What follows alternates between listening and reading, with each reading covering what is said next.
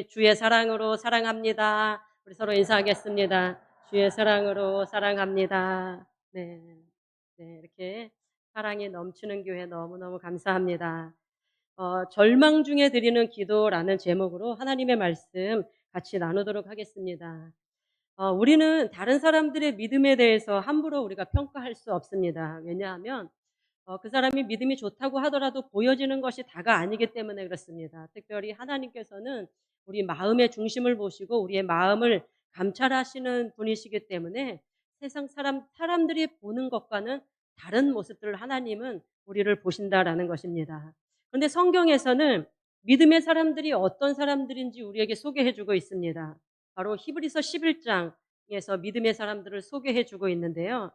그 믿음의 사람들 한 사람 한 사람 그 사람들을 믿음의 사람이라고 부르는 그런 공통점이 있는데 그것이 무엇인가 하면 바로 그 마음이 하나님께로 향해 있고 또 그들이 기도하는 사람이었다라는 것을 우리가 히브리서 11장을 통해서 알 수 있습니다. 아담과 하와의 범죄함으로 인해 죄인된 인간에게는 연약함이 있어서 모두 죄를 지을 수밖에 없습니다. 그러니 죄인된 인간의 행위로는 믿음을 증명할 수 없다라는 것을 아는 것이 참으로 중요합니다. 그런데 성경은 어떤 사람을 믿음의 사람이라고 하는가 하면 삶의 모든 상황 가운데에서 어렵고 힘든 일들 누구나 다 겪을 수 있지만 그 문제를 가지고 하나님 앞에 나아간 사람을 믿음의 사람이다라고 소개하고 있습니다. 우리가 잘 아는 아브라함도 그랬고요. 또 야곱도 그랬고 모세도 그렇고 다윗도 삶에 닥친 그런 문제를 자기 자신이 해결하려다가 때로는 낭패를 당하기도 그러고 했지만 결국 문제 가지고 하나님 앞에 나아갔던 사람들입니다. 기도하는 사람들이었다라는 것입니다. 오늘 나누고자 하는 말씀 가운데에 아벨은 히브리서가 증언하는 믿음의 사람들 중에 가장 먼저 소개되는 사람인데 그도 또한 기도하는 사람이었다라는 것입니다. 오늘 본문에서 그가 어떤 상황 속에서 기도했는지 함께 살펴보도록 하겠습니다. 이 가인과 아벨에 관한 이야기는 우리가 너무나 잘 아는 이야기입니다. 모태 신앙으로 신앙생활을 시작했다고 한다면 주일학교에서도 굉장히 많이 들었던 말씀입니다. 가인과 아벨은 어떤 사람입니까? 사람의 몸에서 태어난 최초의 사람이 가인이고 그 다음이 아벨입니다. 아담과 하와의 후손으로 태어난 두 아들 가인과 아벨 중에 가인은 농사짓는 사람이었고요. 또 아벨은 양을 치는 사람이었다라고 성경이 우리에게 증언해주고 있습니다. 근데 시간이 흐른 어느 날 가인과 아벨은 자신들이 수확한 것으로 하나님께 제사를 드렸습니다. 가인은 땅의 소산으로 여호와께 드렸고 또 아벨은 양의 첫 새끼와 그 기름으로 여호와께 예물을 드렸습니다. 그런데 어찌된 일인지 하나님께서는 가인의 제물은 받지 아니하시고 아벨의 제물만 받으셨습니다. 그러자 가인이 어떻습니까? 화가 나서 분을 억누르지 못하고 동생 아벨을 돌로 쳐 죽였습니다. 히브리서 기자는 이 이야기 속에서 각각의 소산을 가지고 하나님께 예배드린 두 사람 가운데 아벨만 믿음의 사람이다라고 소개하고 있습니다. 히브리서 11장 4절 말씀을 우리 같이 읽어보도록 하겠습니다. 믿음으로 아벨은 가인보다 더 나은 제사를 하나님께 드림으로 의로운 자라 하시는 증거를 얻었으니 하나님이 그 예물에 대하여 증언하심이라. 그가 죽었으나 그 믿음으로써 지금도 말하느니라. 아멘. 히브리서 기자는 하나님께서 아벨의 제물은 받으시고 가인의 제물을 받지 않으신 이유가 아벨이 가인보다 더 나은 제사를 드렸기 때문이고 그러한 아벨을 하나님께서 의롭게 여기셨다라고 말씀하고 있습니다. 그런데 가인은 자신의 제물이 하나님께 거부당했다는 그 이유로 죄 없는 동생을 살해하는 데 이르렀다라는 것입니다. 많은 사람들이 이 부분에 대해서 의문을 가집니다. 왜 하나님께서는 가인의 제사는 받지 않으시고 아벨의 제사는 받으셨느냐라는 것입니다. 그런데 우리는 이 부분에서 분명히 알아야 할 것이 있습니다. 하나님께서는 우리가 드리는 모든 예배를 다 받으시는 분이 아니시다라는 것입니다. 우리가 예배의 자리에 나와 있다고 해서 하나님께서 우리의 예배를 다 받으셨다라는 것은 우리의 착각입니다. 가인의 예배와 같이 받아들여지지 않는 예배가 있다라는 것입니다. 그렇다면 가인의 예배가 무엇이 잘못되었기에 받아들여지지 않았습니까? 어떤 분들은 피해 제사가 아니기 때문에 하나님께서 거부하셨다라고 하고 있는데 성경 어디에도 그렇게 말씀하신 부분은 없습니다. 하나님께서 모세에게 알려주신 그 예배 안에는 분명 소제라는 곡식으로 드리는 예배도 있었습니다. 그럼 무엇이 문제입니까? 예배는 하나님과 우리와의 관계 안에서 드려져야 한다라는 것을 오늘 본문 말씀이 우리에게 말씀해 주고 있습니다. 우리 같이 3절에서 5절 말씀을 같이 읽겠습니다. 세월이 지난 후에 가인은 땅의 소산으로 제물을 삼아 여호와께 드렸고 아벨은 자기도 양의 첫 새끼와 그 기름으로 드렸더니 여호와께서 아벨과 그의 제물은 받으셨으나 가인과 그의 제물은 받지 아니하신지라. 가인이 몹시 분하여 안색이 변하니. 아멘. 가인은 땅의 소산으로 제물을 드렸고 아벨은 자기도 양의 첫 새끼와 그 기름으로 드렸다. 그렇게 전해주고 있습니다. 무엇이 그러면 문제입니까? 제물이 문제가 아니다라는 것입니다. 하나님과의 관계가 문제가 있었던 것입니다. 표면적으로 보면 가인의 예배가 문제가 없어 보이지만 하나님께서 받으신 아벨의 예배를 보면 가인의 예배가 무엇이 잘못되었는지 알 수 있습니다. 아벨은 제물뿐만 아니라 자기도 같이 드렸다라는 것입니다. 하나님께서는 곡식으로 드리는 예배나 또 양이나 소나 비둘기나 각각 그 형편에 맞게 드리는 예물을 받으시는 하나님이십니다. 그런데 하나님이 특별히 보시는 것이 따로 있는데 그것은 제물을 드리는 사람의 태도와 마음을 보신다라는 것입니다. 말라기서 1장 6절에서 14절 말씀을 보면요. 말라기 선지자는 하나님께서 이스라엘 백성들의 예배를 책망하시는 그런 말씀을 기록해 놓고 있습니다. 바벨론으로 포로로 잡혀갔던 이스라엘 백성들이 다시 귀환해서 성전을 재건하고 감격스럽게 처음에 그들이 예배하였습니다. 그런데 시간이 지날수록 그들의 예배는 형식적으로 되어 있었고 마음은 부패해져 있었습니다. 그들은 자신들이 먹지도 못하는 더러운 떡을 제단에 드렸다. 그렇게 말라기서에 소개하고 있고요. 또 저는 것, 병든 것을 제단에 드리며 가증하게 행하였다. 그렇게 말씀합니다.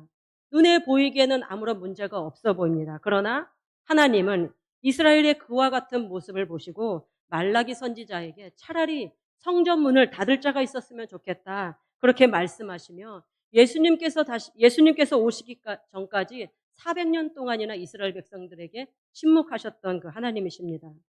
그렇다면 오늘 가인은 자신의 예배가 받아들여지지 않았을 때에 먼저 자기 자신을 돌아보고 그 다음에 자신을 살피며 하나님께서 기뻐 받으시는 예배를 드리도록 이제 힘쓰면 됩니다. 그런데 가인은 어떻습니까? 아벨을 시기하다 분노에 휩싸여 아벨을 죽이는 데까지 나아갔던 것입니다. 그러니까 예배를 어떻게 드리느냐는 굉장히 중요합니다. 우리가 드리는 예배의 자리는 하나님께서 임재하여 계신 자리입니다. 하나님께서 눈에 보이시지는 않지만 이곳에 성령으로 임재하여 계신 자리이다라는 것입니다. 하나님께서는 당신의 백성들을 예배의 자리로 부르시고 그 부르심에 응답하여 나아온 사람들이 바로 우리 성도들입니다.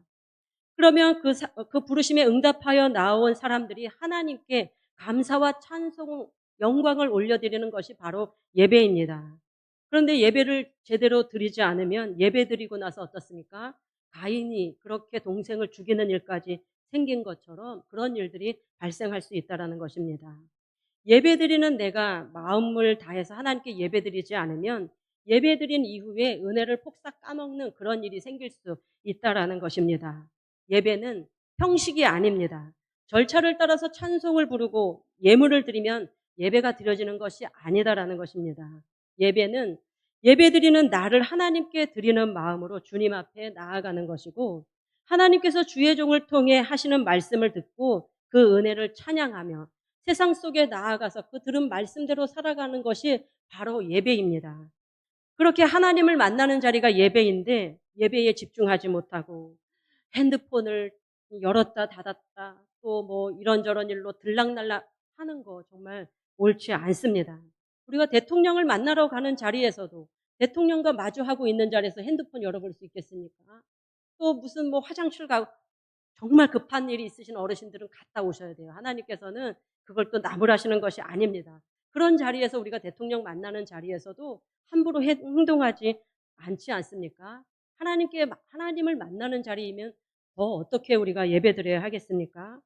긴 시간도 아니고 어떤 분들은 일주일에 한 번 예배 드리는데 우리가 더 온 마음과 정성을 다하여 하나님께 집중하여 드리는 예배가 우리의 예배가 되어야 하겠습니다. 그래서 예배 드리고 나아갈 때는 어떻습니까? 주님 만난 그 기쁨으로 성전문을 나서는 저와 여러분이 되어야 하는 것입니다. 가인은 자신의 예배가 받아들여지지 않자 시기가 나서 아벨을 죽이는 데까지 이르렀습니다. 아무 영문도 모른 채 죽음을 맞이한 그 아벨은 절망적인 그 상황에서 하나님께 기도하였습니다. 우리 같이 10절 말씀을 같이 읽도록 하겠습니다.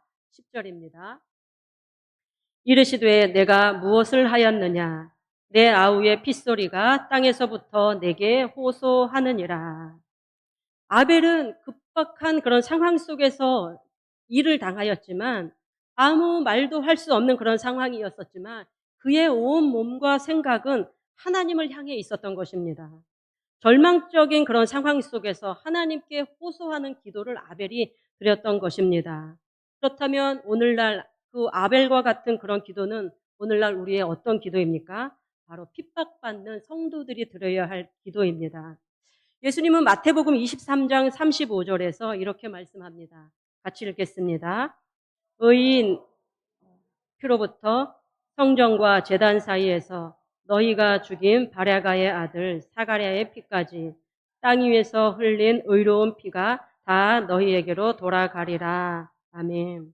이는 아벨의 때부터 사가랴의 때까지 믿음의 사람들이 억울하게 죽었던 일에 대해서 심판이 있을 것이다 라는 말씀을 하시는 것입니다.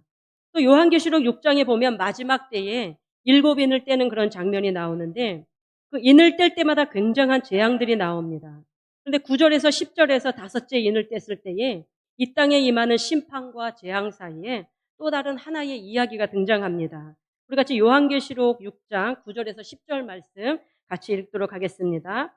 다섯째 인을 떼실 때에 내가 보니 하나님의 말씀과 그들이 가진 증거로 말미암아 죽임을 당한 영혼들이 제단 아래에 있어 큰 소리로 불러 이르되 거룩하고 참되신 대주제여 땅에 거하는 자들을 심판하여 우리 피를 갚아주지 아니하시기를 어느 때까지 하시려 하나이까 하니. 이는 죽임당한 성도들이 제단 아래에서 자신들의 억울함을 갚아달라고 부르짖고 호소하고 있다라는 것입니다. 바로 아벨이 형 가인에 의해 살해당하면서 호소하였던 것과 같은 내용입니다. 하나님은 이 호소를 들으시는 분이시다라는 것입니다. 예수님께서 부활하시고 승천하신 이후 초대교회는 엄청난 핍박과 고난이 있었습니다. 그러나 예수님의 12제자들은 흩어져서 또 복음을 전하다가 모두 순교의 제물이 되지 않았습니까? 그렇게 세상에서 하나님의 백성으로 살아갈 때 오늘날에도 당시와 같은 그런 핍박은 아니지만 우리에게 핍박은 피해갈 수 없는 일이다라는 것입니다. 가인도 아벨의 예배는 받아들여지고 자신의 예배는 받아들여지지 않자 시기가 나서 동생 아벨을 죽여버리는 것처럼 그리스도인들이 살아가는 곳에는 어디에나 자신들과 다른 진리를 이야기하는 그런 그리스도인들을 싫어하게 되어 있습니다. 그래서 그리스도인들이 세상에서 우리가 핍박을 받는 것입니다. 오늘날에도 마찬가지입니다. 초대교회나 선교지에서와 같은 그런 핍박은 아니지만 오늘날에도 그리스도인들을 향한 다양한 핍박이 살아가는 삶 가운데 있습니다. 참된 그리스도인으로 세상 속에서 직장 안에서 올바른 신앙생활하고 그리스도인으로 살아가려고 하면 세상 사람들은 진리를 말하는 그리스도인들을 미워하게 되어 있다라는 것입니다. 가정 안에서도 그렇지 않습니까? 예수 믿지 않는 아내나 남편으로부터 예수 믿는다는 것 때문에 또 괜한 핍박을 받습니다. 또 예전에 어르신들 시부모님 모시고 살아가는 그런 환경 가운데서 믿음 지켜 살아가느라고 또 얼마나 많은 핍박을 또 경험하셨습니까? 형제 자매 간에 어쩌다 모임을 가져도 그리스도인 형제 자매를 위해서는 어떤 은근한 핍박이 있습니다. 교회가 또 매스컴에서 좋지 않은 그런 이야기들이 소개되기만 하면 또 기독교인 전부가 마치 그런 것처럼 기독교인들을 비난하는 그런 소리를 우리가 들어야 합니다. 세상 사람들과 같이 맞춰주면 우리가 편하게 살 수 있고 즐거울 수 있는데 그리스도인으로 살아가려고 하다 보니 세상 속에서 갈등하고 또 고민하며 또 애쓰며 살아가는 그 자체가 핍박이 고난이 아닐 수 없습니다. 그래서 또 그리스도인들이 세상 속에서 화나는 일이 있어도 또 화도 마음대로 내지 못하고 또 미운 사람이 있어도 오래 미워할 수도 없습니다. 심지어 절망도 낙심도 포기도 마음대로 할 수 없습니다. 그리스도인으로 살아가기 위해서 겪어야 할 그런 부분들이 있기 때문에 그렇습니다. 이럴 때 핍박받는 성도가 하나님께 올려드리는 기도가 바로 이 아벨의 기도이다라는 것입니다. 그런 상황 속에 처하게 될 때 우리가 할 수 있는 것은 바로 하나님 앞에 호소하는 것밖에 기도밖에 없다라는 것입니다. 두 번째 아벨의 기도는 하나님께만 호소하는 기도였다라는 것입니다. 가인이 동생 아벨을 죽이는 그런 사건 속에 아벨은 그 어떤 말도 억울한 말도 남기지 못했습니다. 그 억울함에 대해서 어떤 사람에게도 호소할 수 없었습니다. 아벨이 한 건 하나밖에 없습니다. 그는 죽어가는 순간에도 핏소리로 하나님께만 호소하였던 것입니다. 그저 하나님께 맡겨드리고 탄식하였던 것입니다. 어떻게 보면 하나님께만 호소하고 또 하나님께 맡겨드리는 이런 기도가 당장에는 좀 답답하고 무기력해 보일 수 있습니다. 하지만 이것이 바로 진짜 기도입니다. 참된 능력을 가진 강력한 기도입니다. 그 가치를 말할 수 없는 참된 기도인 것입니다. 우리가 정말 어려운 일들, 급박한 일들을 당했을 때 정말 우리의 입이 떨어지지 않을 때가 있지 않습니까? 바로 그러한 것입니다. 살면서 우리가 억울한 일을 자주 겪는 것은 아니지만 한 번쯤은 그런 억울한 일을 당할 때가 있습니다. 그럴 때에 우리가 탄식하며 하나님 앞에 나아가는 것입니다. 저도 학교 다닐 때 학생회장을 맡아서 할 때 아주 억울한 일을 한번 세상 살아가면서 그렇게 억울한 일을 겪기가 쉽지 않은데 그때 한번 제가 그런 억울한 일을 당했었던 적이 있습니다. 제가 어떤 한 말을 잘못 전달한 그 학생 때문에 오해가 생긴 일이 있었는데 문제 자체는 아주 가벼운 일인데 사탄은 그 문제를 가지고 문제로 확대시켜서 학우들의 마음을 이렇게 나뉘어 놓게 하였던 그런 일들이 있었습니다. 제 입장에서는 그런 오해를 받는 것이 너무나 억울한데 제가 또 학생회 회장으로 있었기 때문에 학우들을 다독거려야 해서 기도하자고 독려했지만 학생들이 기도의 자리로 오지 않고 마음이 아주 냉담했던 것입니다. 그래서 교수님을 찾아가서 또 이럴 때 문제를 어떻게 했으면 좋겠는지 여쭤보기도 했지만 뚜렷한 그런 어떤 답이 또 되지 않았고 문제를 해결할 수 없었던 것입니다. 그때 드는 생각이 '아 내가 이 문제를 가지고 하나님 앞에 나아가지 않고 또 사람 붙들고 어떤 상담이나 또 상담학적인 어떤 방법으로 문제를 해결하려고 했었구나.'라는 그런 생각이 들어서 기도의 자리로 나아갔습니다.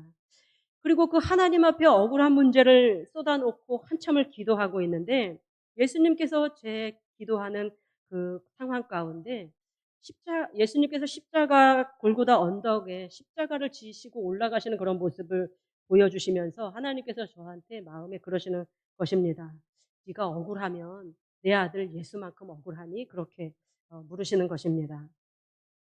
그 순간 십자가 지시고 골고다 언덕을 오르시는 그 예수님을 바라봤습니다. 아무 죄도 없으신 예수님. 예수님은 사람들에 의해서 채찍에 맞으시고 온갖 모욕과 조롱과 침뱉음을 당하시며 골고다 언덕을 오르셨던 것입니다. 그때 드는 생각이 '아 예수님 정말 억울하셨겠구나.' 그리고 나를 보니 우리가 아무리 억울하다고 해도 예수님만큼 억울할 수는 없겠구나. 어떻습니까? 예수님은 3년 반 동안이나 제자들과 동고동락하시면서 가르쳐 오셨습니다. 그러나 예수님께서 로마 군인들에 의해서 잡혀가시자 3년 반 동안이나 함께 동고동락하며 말씀으로 지도를 받았던 그 모든 제자들은 다 예수님을 부인하고 떠나갔습니다. 배신하였던 것입니다. 누구 하나 예수님의 편이 되어준 제자가 하나도 없었던 것입니다. 오병이어의 기적을 경험했던 많은 무리들도 있었습니다. 각색 질병을 고침받은 무리들도 있었습니다. 예수님을 메시아라 환호하며 따랐지만 예수님이 잡혀가시자 돌변하여 예수님을 십자가에 못 박으라고 외치는 사람들이 되었던 것입니다. 아무 죄도 없으신 예수님은 그 모든 조롱과 배신과 또 아픔을 참아내시며 십자가 지시고 골고다 언덕을 오르신 것입니다. 그때 예수님의 마음이 내 내면에 전해오자 그렇게 억울하고 답답해서 죽을 것 같던 마음이 너무나 평안해지는 것입니다. 그리고 나서부터는 힘들고 어렵다라고 입도 달싹할 수가 없었던 것입니다. 억울하고 속상한 일이 있을 때 사람 붙들고 호소해봤자 해결되지 않습니다. 오히려 기도의 가치를 떨어뜨릴 뿐입니다. 억울하고 답답한 일이 있으면 아벨처럼 하나님 앞에 호소하며 나아가는 것입니다. 하나님은 죽어가는 순간에 탄식하는 그 아벨의 피의 호소까지 들으시는 분이심을 오늘 말씀은 전해주고 있습니다. 오늘 그래서 답답하고 억울한 일이나 또 삶의 어려운 문제에 봉착해 계신 그런 성도님들 계시다면 특별 새벽 기도회를 통해서 더 특별히 하나님 앞에 탄식하며 하나님 앞에 호소하며 기도의 자리로 나아가는 저와 여러분 되기를 원합니다. 하나님은 절망 가운데 우리가 호소하는 그 탄식을 들으시고 응답하시는 하나님이십니다.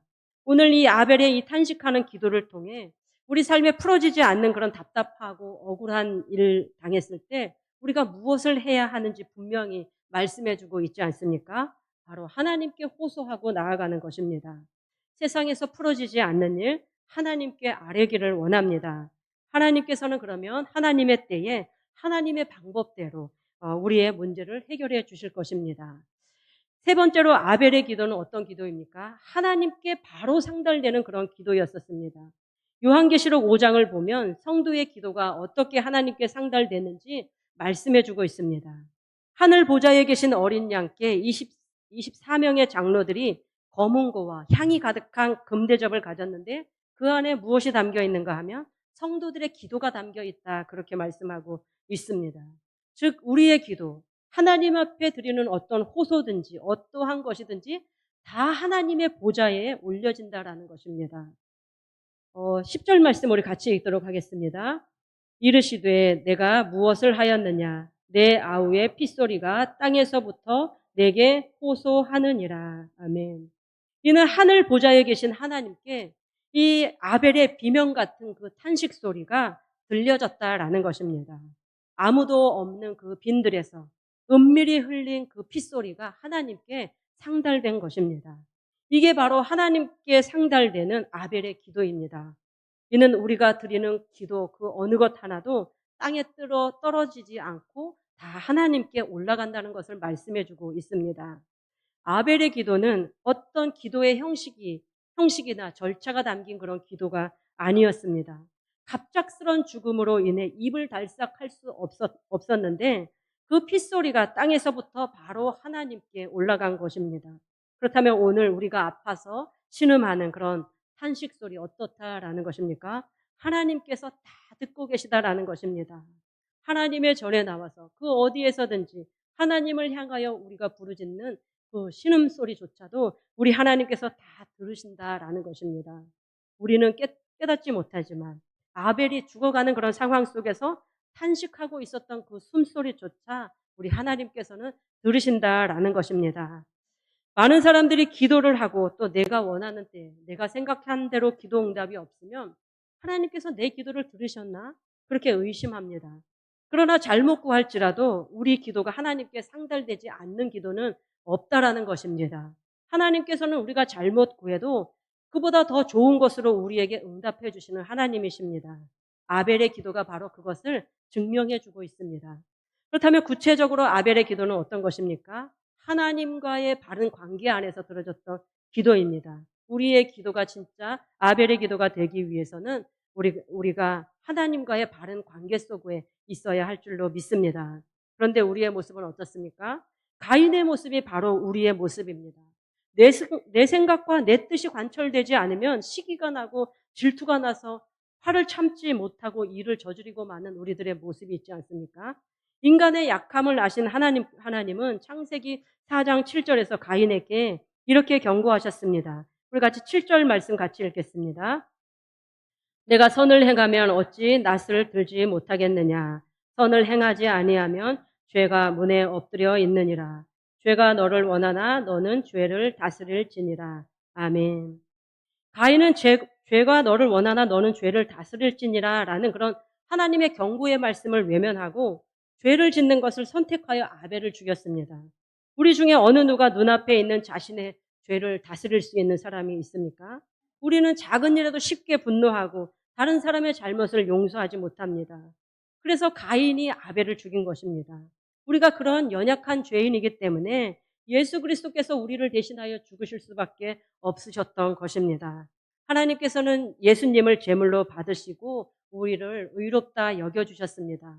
그래서 오늘 우리는 예수님 십자가 보혈 의지에서 하나님 앞에 우리의 연약함을 호소하며 나아갈 수 있는 것입니다. 억울한 일 만나도 사람 붙들고 호소하는 것이 아니라 우리의 신음소리조차 듣고 계신 그 하나님 앞에 답답한 마음 아뢰며 나아가는 저와 여러분 되기를 원합니다. 아벨은 죽어가는 순간에도 하나님께 호소하는 사람이었습니다. 또 날로 어려워져가는 그런 시대적인 상황 속에서 믿음 지켜 살아가기가 쉬운 일이 아닙니다. 아무리 우리가 의롭게 살아도 세상은 그리스도인들을 향하여 돌을 던지게 되어 있습니다. 그래서 그리스도인으로 살아가기가 쉽지 않은 그런 시대이지만 우리에게는 어떠한 상황 속에서도 호소할 수 있는 대상이 있습니다. 그분은 바로 우리 하나님이십니다. 세상의 핍박과 삶의 문제를 이기길 원한다면 기도의 자리에서 삶의 문제 하나님 앞에 내어놓고 호소하는 저와 여러분 되기를 원합니다. 긴 문장으로 내 심령을 토해내지 않아도 우리의 숨소리, 우리의 신음소리, 우리의 탄식하는 소리 들으시는 그 하나님께서 우리의 간절한 기도에 응답해 주실 것입니다. 그 은혜가 저와 여러분에게 늘 경험되기를 예수님의 이름으로 축복합니다. 같이 기도드리시겠습니다. 사랑과 은혜가 풍성하신 아버지 하나님, 하나님께서는 가인과 아벨이 드리는 그런 예배 가운데서 아벨의 예배를 받으셨습니다. 하나님께서 그 아벨의 예배를 받으신 것은 아벨이 그 마음조차도 하나님 앞에 드렸기 때문입니다. 그러나 가인은 자기의 예배가 받아들여지지 않은 것으로 인하여 시기가 나서 아벨을 죽였습니다. 하나님, 우리가 하나님 앞에 예배를 잘못 드릴 수도 있습니다. 그러나 잘못 예배 드렸을 때 하나님 앞에 또 회개하고 또 하나님 앞에 날마다 바른 예배, 온전한 예배 하나님 앞에 올려드리며 나아가는 우리들이 되도록 주님 축복하시고 인도하여 주옵소서.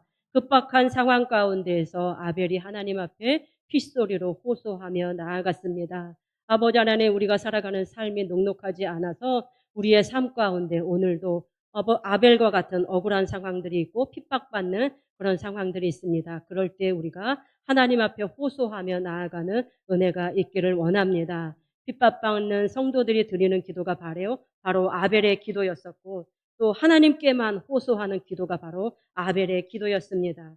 그리고 아벨의 기도는 그 어떠한 기도든지 우리가 하나님 앞에 올려드리기만 하면 우리 하나님께서는 우리가 드리는 간절한 모든 기도에 들으시는 하나님이신 줄로 믿습니다. 하나님께서 들으시고 또 우리가 원하는 것은 아니지만 우리에게 그보다 더 좋은 것으로 응답해 주시는 하나님이시라는 것을 말씀을 통해 기억하며 나아가오니 아버지, 이 시간 예배드리는 모든 성도님들이 날마다 우리에게 있는 어떠한 상황에 처해진 문제든지 그 문제 가지고 하나님 앞에 나와 호소하며 기도하며 살아가는 우리 인천신광교회 모든 성도님들 되게 하여 주셔서 하나님 앞에 섰을 때에 잘했다, 충성된 종이라, 또 믿음의 사람이라 인정받는 우리들이 되도록 축복하시고 인도하여 주옵소서. 그 은혜가 우리 가운데 날마다 경험되기를 원합니다. 우리 구주 예수님의 이름으로 간절히 기도드렸습니다. 아멘.